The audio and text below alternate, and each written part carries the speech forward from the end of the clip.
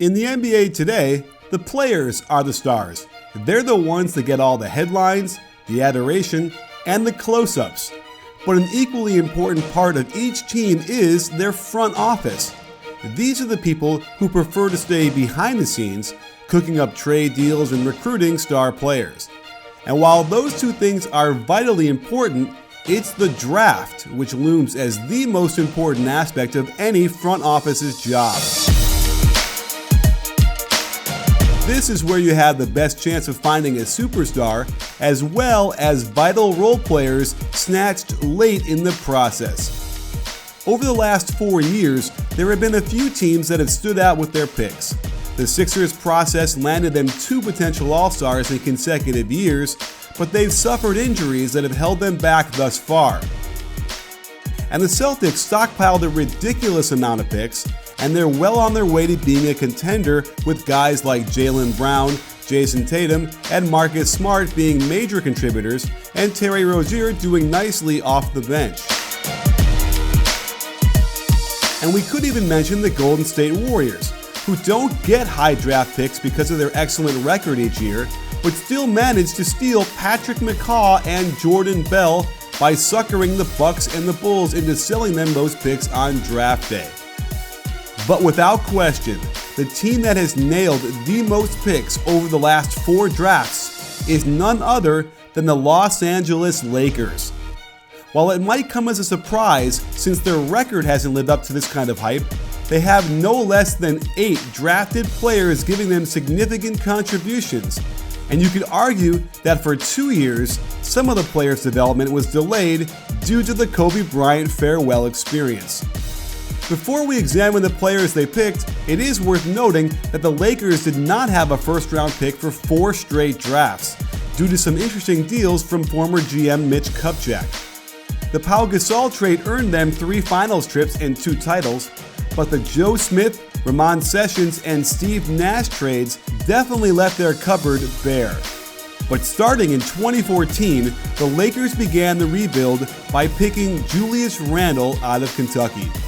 While he promptly broke his leg in the opening game of his rookie season, he came back strong the next year, averaging a double-double in under 30 minutes a game.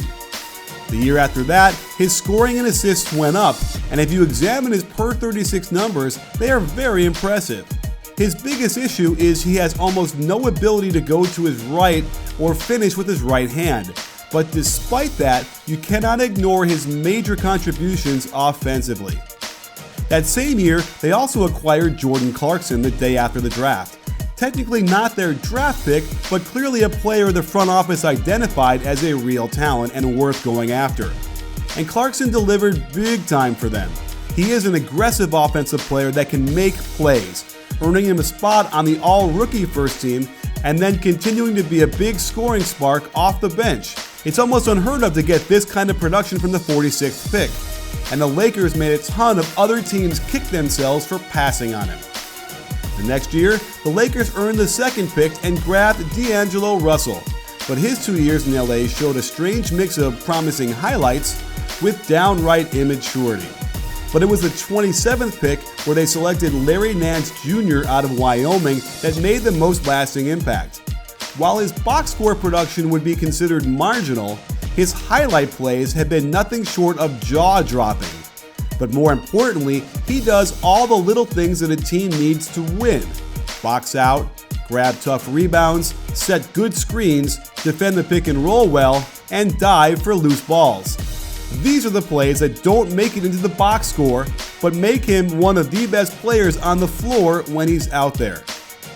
In 2016, with another lottery pick, the Lakers picked Brandon Ingram out of Duke. While he had a lot of doubters, there was no ignoring the Kevin Durant 2.0 comparisons. With his long, lanky frame and funky three-point shooting form, he certainly moved a lot like Durant, even if he wasn't nearly as polished at the same point of his career. His rookie year felt a bit like a disappointment, but he did prove durable, and this year he has made a significant jump, leading the starting unit in scoring and giving us signs that he'll develop into a go-to player with all-star potential. In the 2nd round, the Lakers picked a Croatian big man named Ivica Zubac. While labeled a project, in the tiny amount of minutes he got last year, he showed tremendous skill, particularly with his touch around the basket. It seemed clear to me that with more of an opportunity and a little more confidence, Zubac could develop into a solid starting center. However, circumstances changed this year with the acquisition of Lopez and Bogut, and he ended up being assigned to the G League. I still think he deserves more of a chance, so the jury is out. With the way the game is played today, without question, the need for a high basketball IQ is one of the most important things you need to develop into the best version of yourself. It's what separates the best players at every level. And the best place to raise your IQ and your skill is called Point Guard College.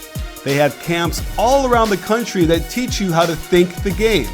PGC is the only 4-in-1 camp experience in the basketball world, combining playmaking, thinking the game, leadership, and mindset training into a 5-day transformational experience for players. Point Guard College runs over 100 camps in 30 states, so find one nearest you and separate your game from your competition. That brings us to this year's draft, where again, they had the second pick overall and used it to select Lonzo Ball, the polarizing point guard out of UCLA. Overall, his numbers don't jump off the screen at you, but he's shown so many signs of next-level court vision and really good defense that there is no doubt he'll become a very good player as he gets more and more comfortable in the NBA. After a rough shooting start to begin the season, he has been scorching from three-point range. Over his last 7 games, he's nailing over 44% of them. And if he can maintain even an average percentage, it would go a long way to silencing his critics, as he can threaten a triple-double every game he plays. But the real magic for the Lakers happened much farther down in the draft. In 2 draft day trades, they were able to pull off 2 impressive deals. First, they unloaded Timofey Mozgov's awful contract and D'Angelo Russell's immaturity to the Nets in exchange for an unheralded player out of Utah named Kyle Kuzma. And Kuz has been nothing short of a revelation for the Lakers. He leads the team in scoring even though he's coming off the bench, and he does it from all over the floor. His 3 years of college ball polished his game to a level where he is not intimidated by the pro game, and he can get to the rim and finish with an array of shots, or spot up and nail threes at an almost elite rate, which is a bit of a surprise considering it wasn't something he did in college at all. The notion that an NBA team could find a leading scorer with the 27th pick is absurd, even if it is for a last place team, and without question, Kuzma is an all-time steal in the draft. But 3 spots later, the Lakers acquired Josh Hart out of Villanova when they made another draft deal with the Jazz. You probably remember him as an NCAA champion with Villanova, and he's yet another 4-year college player who can come into the NBA ready to help a team immediately. He's a solid shooter with a strong body that can defend and rebound. It took a little while for Luke Walton to get comfortable playing him, but over his last 7 games, he's getting 29 minutes a game, scoring 10 points and grabbing 5 rebounds while shooting 37% from 3. Plus, like Nance, he does all the little things a team needs to win. Without question, he'll be a fixture in the rotation going forward and provide plenty of production for this up-and-coming Lakers team.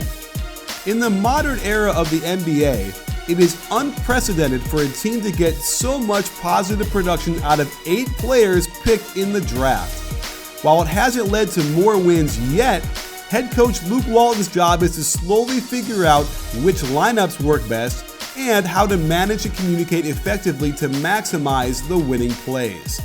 But there is no doubt in my mind that the front office has gone above and beyond in creating this roster, and no other team can boast of better picks over the last 4 years than the Los Angeles Lakers. Sports fans, to see more of our great NBA content and analysis, make sure to hit the subscribe button, but also click the bell and adjust your settings so you can get an alert the second our videos drop, because trust me, you're going to want them hot and fresh. You in?